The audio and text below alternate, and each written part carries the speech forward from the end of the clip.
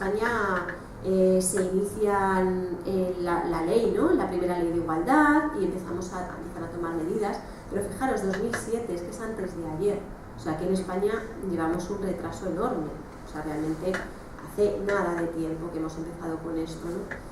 Y empezamos a tomar medidas, nos damos cuenta de que queremos repoblar el país, ¿no? Que queremos repoblar la sociedad, no nos podemos quedar sin gente.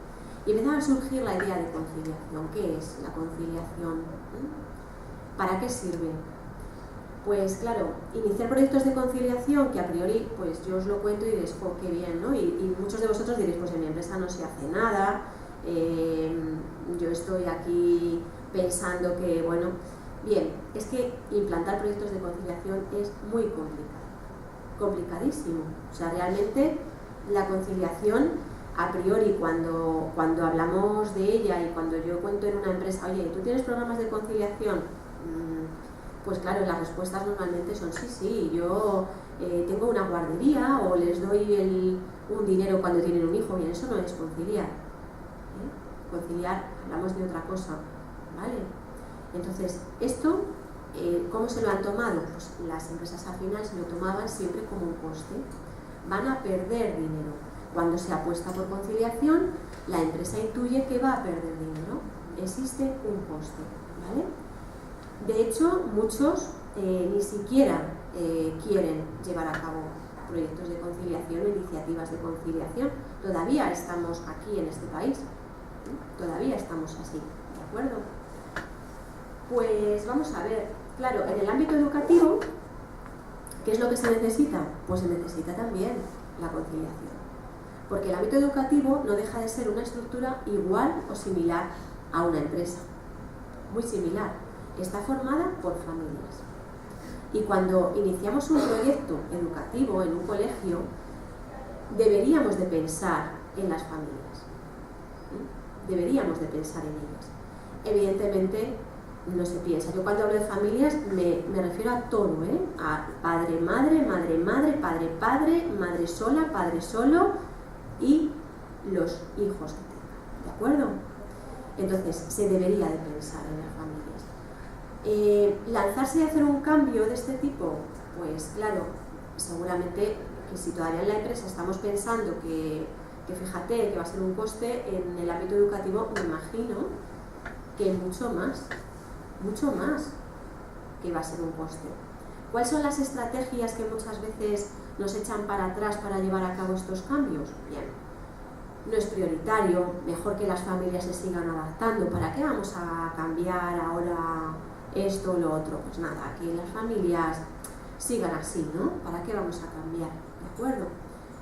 Pérdidas, por ejemplo, decimos, es que si hacemos un cambio, pues lo mismo vamos a tener una pérdida, vamos a perder relaciones sociales, o vamos a perder dinero, o vamos a... Este tipo de pensamientos son los que surgen muchas veces cuando iniciamos un cambio. ¿De acuerdo? ¿Qué ocurre? Pues que realmente cuando hablamos de conciliar y cuando tratamos de crear proyectos conciliadores dentro de cualquier tipo de estructura, no podemos olvidarnos de que el individuo no es un padre o una madre solamente, ¿no? El individuo es una persona que tiene influencias de las tres estructuras. Es un trabajador, es padre o madre y además es educado o está siendo educado de una determinada forma o ha sido educado de una determinada forma. Un individuo no es solamente una persona aislada, ¿sí? O no es un trabajador. Empezamos a pensar, por ejemplo, en las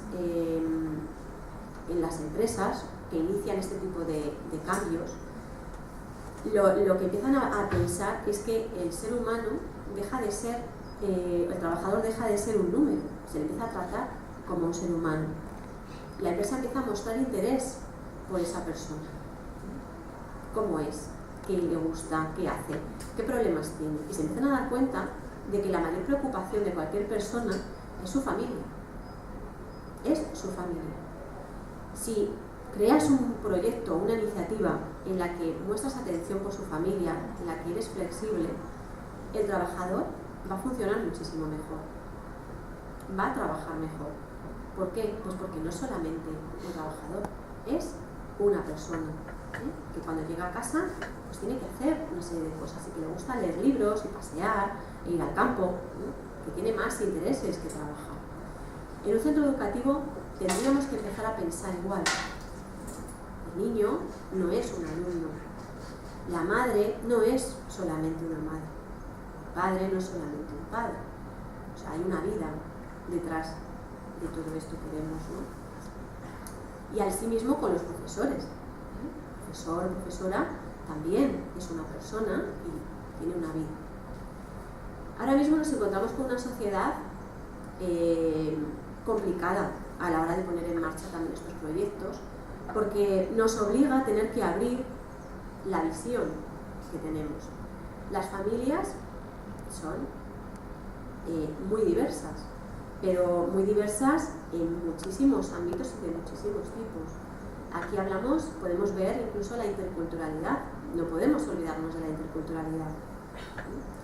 No podemos olvidarnos de las personas con discapacidad. También, o sea, todos podemos tener o podemos un niño o una niña con discapacidad, o incluso nosotros mismos podemos tener una discapacidad o vivir en una situación en la que tengamos que afrontar una barrera, ¿no? Los tipos de familias pues son muy heterogéneas, y esta diversidad nos obliga a ver la perspectiva de la educación desde otro punto de vista. Yo todavía me siguen llegando y pues padres y madres que les siguen invitando a jornadas en las que ponen señora o señores de, ¿no?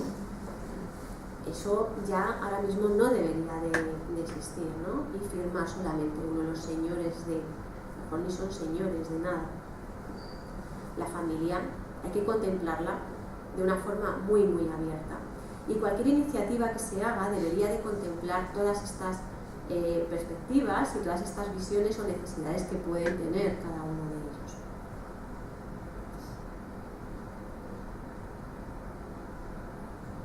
Bien, ¿a qué nos obliga esto? Pues a que las estructuras se tienen que adaptar, no queda otra. El mundo avanza, nuestros hijos están aprendiendo a un nivel pues muchísimo más rápido del que nos podríamos imaginar. Bueno, se oye, ¿no? Y se dice que van a trabajar en profesiones que todavía ni siquiera existen, y tenemos que situarnos y tenemos que avanzar con ellos, porque si no nos quedamos obsoletos. Esto es realmente la conciliación, adaptarnos. Hemos mejorado en muchísimas cosas, pero sin embargo en el ámbito educativo seguimos manteniendo una visión que no ha crecido, no ha aumentado, ¿no? Se sigue manteniendo una visión de hace muchísimo tiempo. Las necesidades que tienen es que son muy diferentes. O sea, estamos con sistemas educativos, hay colegios a los que me he acercado que siguen manteniendo estructuras a lo mejor del año 1980 y con proyectos a lo mejor del año 1980. Y estamos hablando ya que tienen dentro de sus aulas unos hijos y unas familias pues con unas ideas totalmente diferentes y con unas necesidades, por tanto, totalmente diferentes. Tenemos que dar ese salto, tenemos que movernos. El aula, el centro educativo, tiene que empezar a pensar en las familias como un cliente que selecciona el centro, un cliente que necesita solventar unas necesidades. Y por lo tanto el centro tiene que atenderle como cliente. No puede ser el centro el que piense que los padres dejan allí a sus hijos, ¿no?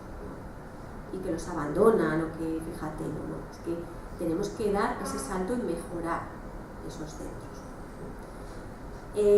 Los padres, evidentemente, tienen que analizar, igual que el centro, los resultados, analizar, y de ahí empezar a ver en qué se tiene que mejorar. ¿Vale? Esa es la importancia de todo esto. Esa es realmente la perspectiva de conciliar, porque si no, seguiremos todavía con unas estructuras que no encajan y que al final, pues tarde o temprano producen conflictos.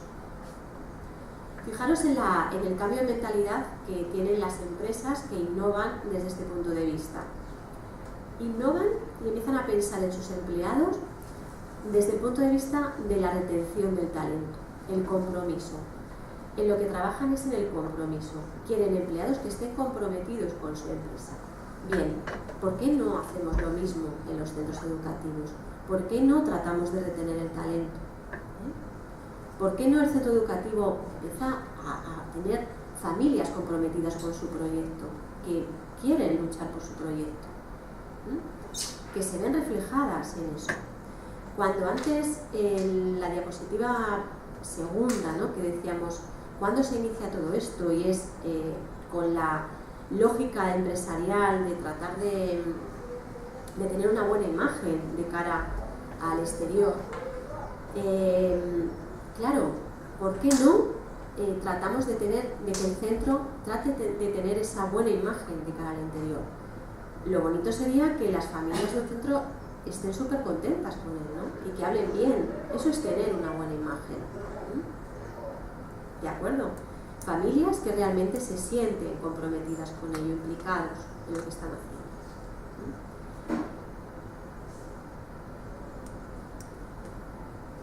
Bien. En la educación, ¿qué notamos? ¿Cómo nos hemos encontrado? Pues claro, empezamos a encontrarnos que hay nuevas teorías educativas, hay nuevas inquietudes, diferentes inquietudes en el ámbito educacional, AMPAs y profesores que piensan de forma distinta. Aparece un alto alumnado con necesidades especiales, evidentemente, que se empiezan a catalogar que si TDAH, que si tienen déficit de atención. Empieza a aparecer una serie de síntomas que evidentemente nos hace ponernos en alerta y empezar a sospechar que algo está pasando, ¿no?, que algo hay que cambiar. Pero ese algo es un sistema y es algo complicado. Hay que empezar por un cambio en algo pequeño. Cambiar un sistema de golpe es bastante difícil. Y además, cuando se trata de cambiar, lo que ocurre, todo lo novedoso, todo lo diferente, lo que salta, lo primero es el conflicto, el problema, ¿no? Aquí lo que nos encontramos pues con el tema de la jornada escolar, está bien la continua, está bien la partida, es exactamente eso. Hay que dar un salto al cambio y entonces surge una polémica y surge este conflicto. Lo interesante es aprovechar el conflicto porque es incómodo, realmente los conflictos no son algo agradable, pero lo mejor es aprovecharlo para hacer algo muchísimo más bonito y muchísimo más aprovechado. ¿De acuerdo? Voy un poco rápido ya, que me queda ya nada, ¿no? Bueno, aquí os he puesto dos fotos, ¿no?, de cómo se vive realmente el ámbito educativo. Por un lado están los padres, ¿no? Queremos más horas de clase en la escuela, y los niños, queremos